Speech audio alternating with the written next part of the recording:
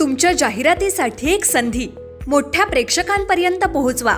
व्यवसाय असो किंवा इव्हेंट, विकासनामा सोबत जाहिरात करा. स्क्रीनवरील नंबरवर आजच संपर्क करा. विकासनामा, तुमचा आवाज, तुमची जाहिरात. तसंच विकासनामाला सबस्क्राईब करा आणि अपडेटेड रहा. नमस्कार, मी विकास मिरगणे. विकासनामा डिजिटल प्लॅटफॉर्ममध्ये आपलं सर्वांचं स्वागत. चर्चा करतोय नवी मुंबईच्या राजकारणासंदर्भामध्ये. भाजपचे सभागृह नेते सागर नाईक सध्या ऍक्शन मोडवर आलेले आहेत. नवी मुंबई शहरातल्या इंग्रजी माध्यम शाळा असेल, प्रदूषण असेल किंवा ट्रॅफिकचा प्रश्न असेल, या संदर्भामध्ये सागर नाईक जे आहेत ते प्रयत्न करताना दिसून येत आहे. एकूणच काय, नवी मुंबई महानगरपालिका कोण चालवतं तर सागर नाईक चालवत आहेत सध्या. त्यामुळे सागर नाईक अभ्यासामध्ये, प्रशासनामध्ये अभ्यास करण्याचा प्रयत्न ऑलरेडी केलेला आहे. महापौर होते, त्यामुळे त्याचा फायदा जो आहे ते सभागृहामध्ये होताना दिसून येत आहे.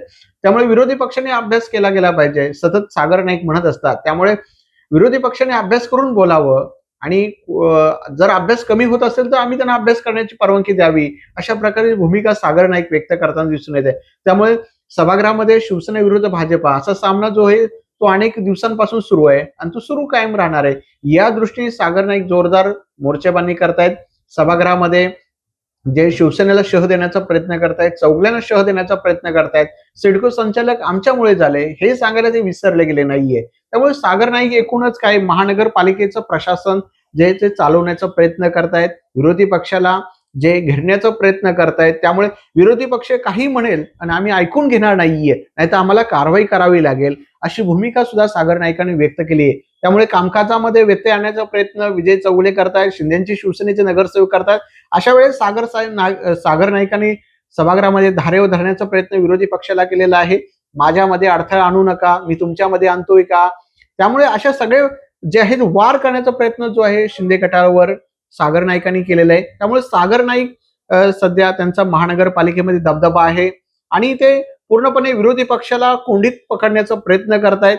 जर सध्या महानगरपालिका कोण चालवतंय तर सागर नाईक चालवतायत असं म्हणायला काही हरकत नाहीये. त्यामुळे सागर नाईकांची सध्या चर्चा नवी मुंबईच्या राजकारणात होत राहते आणि होणार आहे. आणि त्यामुळे विरोधी पक्षाला धारेवर धरण्याचा प्रयत्न जो आहे तो सागर नाईकांनी केलेला आहे. त्यामुळे त्यांच्याकडे अभ्यास आहे, लॅपटॉप घेऊन फिरत असतात, कायद्याचा अभ्यास करतायत, नियम सांगतायत. त्यामुळे एकीकडे फक्त विजय चौगले बोलतायत, बाकीच्या नगरसेवकांना काही बोलायचं नाही. शिंदेच्या शिवसेनेला कदाचित त्यांचा अभ्यास कमी असावा किंवा भाजपला कशाला अंगावर घ्यायचं असं असेल. त्यामुळे फार काही नगरसेवक शिंदे गटाचे बोलताना दिसून येत नाहीयेत. कदाचित पाठीमागून सेटलमेंट असेल कामासंदर्भामध्ये, असंही असू शकतो.